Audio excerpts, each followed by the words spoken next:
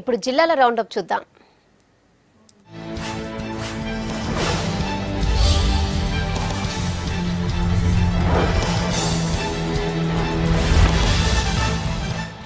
Nizamabad railway స్టేషన్లో నిర్మించిన railway court భవనాన్ని ప్రారంభించారు జిల్లా జడ్జ్ షమీం అఖ్తర్.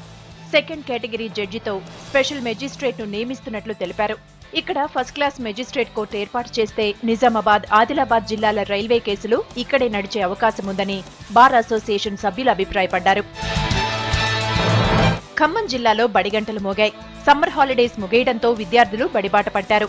ఖమ్మం జిల్లాలో విద్యార్థులతో రాష్ట్రీయ గీతాన్ని పాడించి విద్యా సంవత్సరాన్ని ప్రారంభించారు టీచర్లు. మొదటి రోజు కావడంతో చాలా చోట్ల సర్కారీ బడులు విద్యార్థులు లేక వెలవెలబోయాయి. నల్గొండ జిల్లాలో షర్మిల పర్యటన ఇవాళ కూడా కొనసాగింది. చౌటుప్పల్ మండలం అంకిరెడ్డిగూడెంలో పర్యటించిన షర్మిల వైఎస్సార్ మృతిని తట్టుకోలేక చనిపోయిన వసంతరావు కుటుంబాన్ని పరామర్శించారు.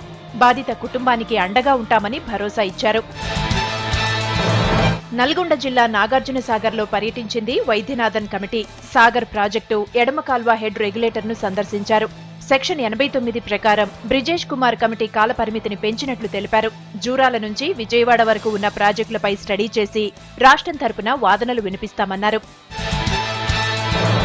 సమ్మర్ హాలిడేస్ ముగించుకుని బడిబాట పట్టారు విద్యార్థులు. ఎప్పటిలాగే ప్రభుత్వ పాఠశాలలు, విరిగిన బెంచీలు, పెచ్చులూడిన గోడలు స్వాగతం పలికాయి. మరోవైపు ప్రైవేట్ స్కూల్స్ ఫీజులు మోత మోగించాయి. ఇదే అదనుగా వ్యాపారులు ఇష్టారాజ్యంగా బుక్స్, బ్యాగులకు ధరలు పెంచారు.